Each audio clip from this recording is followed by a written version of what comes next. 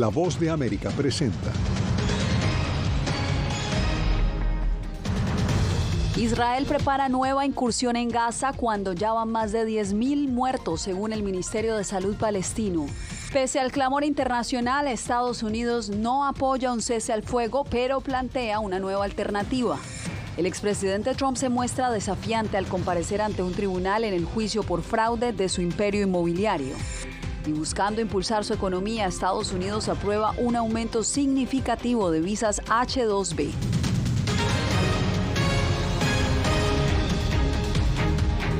¿Qué tal? Bienvenidos al Mundo del Día, soy Yasmín López. Más de 10.000 personas han muerto en Gaza tras el inicio de la ofensiva de Israel contra el grupo islamista Hamás. Las fuerzas de defensa israelíes ahora se alistan para reforzar su ofensiva. Pilar Cebrián nos envía el reporte desde Tel Aviv. La Franja de Gaza está dividida ya en dos secciones, según el ejército israelí, que dice tener cercada la capital para lanzar en menos de 48 horas la ofensiva final contra Hamás. El sur, para el que hoy se ha abierto un nuevo corredor humanitario para la salida de la población, está reservado para que se refugien los civiles. Y los bombardeos israelíes dejan ya, según el Ministerio de Salud palestino, la cifra de más de 10.000 palestinos muertos y miles de heridos, para los que no hay suficientes recursos para darles asistencia médica.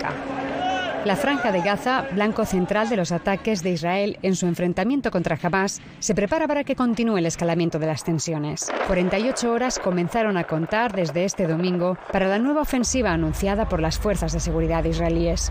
Huimos de nuestra casa por los fuertes ataques aéreos. Son condiciones muy malas. La situación empeora día tras día. Somos persistentes. Hagan lo que hagan con nosotros, no abandonaremos el hospital de Al-Shifa. Mientras tanto, el Ministerio de Salud de Gaza señala que 16 de los 35 hospitales de la Franja se encuentran fuera de servicio. Dirigentes de Hamás, por su parte, negaron usar cercanías de hospitales como centros de operación e invitaron a Naciones Unidas a verificar, diciendo que los hospitales están abiertos sin condiciones previas a todas las instituciones internacionales. Los bombardeos no cesan en sectores habitados por palestinos, al tiempo que alarmas suenan al norte de Israel después de que Hamás lanzara 16 cohetes desde el Líbano, agresión a la que poco después Israel respondió atacando el sur de su país vecino.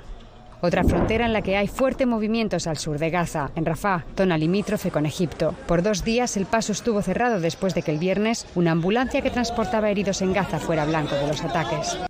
Los heridos deben pasar y nosotros también. Estamos cansados. Llevo 3 días alojada aquí en el paso fronterizo. Con el paso de 4 ambulancias, acompañadas por 2 vehículos del Comité Internacional de la Cruz Roja, hoy volvió a abrirse este paso fronterizo. Aceptar la violencia contra los establecimientos de salud, ahora que su papel es tan crítico, tendrá un costo inaceptable en vidas humanas. Según algunos testimonios que hemos podido escuchar, hay angustia y desesperación entre los gazatíes con pasaporte extranjero mientras esperan a que el gobierno egipcio apruebe sus nombres para poder salir de Gaza. Algunas familias no saben si arriesgar el poco combustible que les queda para el coche en el caso de llegar a Rafah y que algunos nombres de sus familiares no estén en la lista.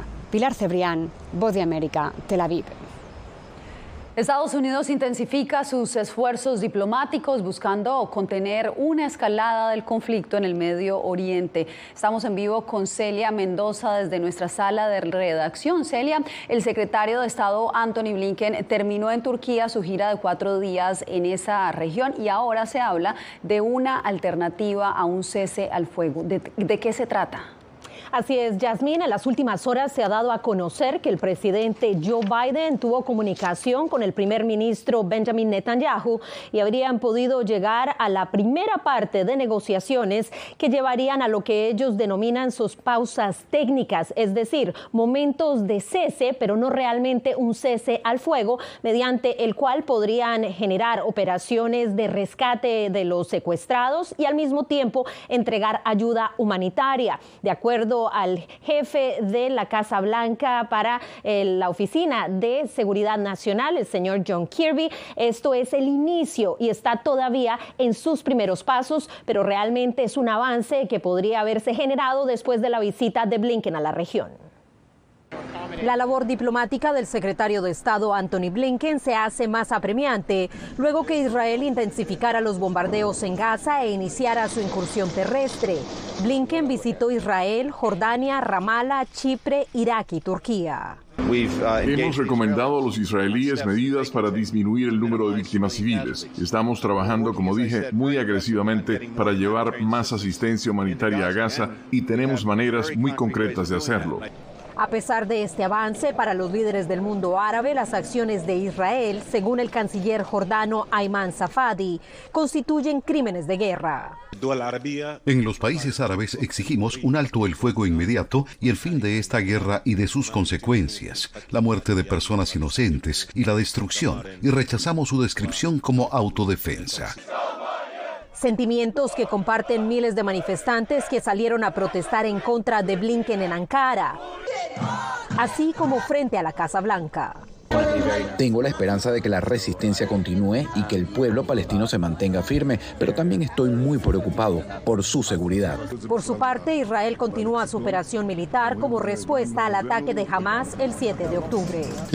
Si Oriente Medio cae bajo el poder del terrorismo, Europa será la siguiente y nadie estará a salvo. Y hablando de la situación humanitaria, Celia, justo hoy el secretario de Naciones Unidas se pronunció desde Nueva York y nuevamente enfatizó sobre la cantidad de menores muertos en medio de este conflicto en Gaza. ¿Qué más dijo? Así es, nuevamente pidió un cese al fuego y dio datos importantes acerca de cómo su organización ha sido fuertemente afectada. Más de 80 trabajadores de UNRWA, que es la agencia de Naciones Unidas que trabaja dentro de Gaza, han muerto. Y esto obviamente es una crisis que según él es catastrófica para el mundo. Y esto fue lo que dijo acerca de lo que debería suceder de ahora en adelante y quiénes son los actores y qué deberían seguir cada uno de ellos. Nada puede justificar la tortura, los asesinatos, herir a las personas y el secuestro de civiles. La protección de los civiles debe ser primordial. Estoy profundamente preocupado por las violaciones del derecho internacional humanitario que estamos presenciando. Permítanme ser claro, ningún actor en un conflicto armado está por encima del derecho humanitario. Tanto Guterres como Blinken alertaron a la comunidad internacional acerca del peligro de que este conflicto se salga de las fronteras de Israel y Gaza. Ya ha llegado al Líbano y aseguran que podría extenderse hasta países como Irak y Siria.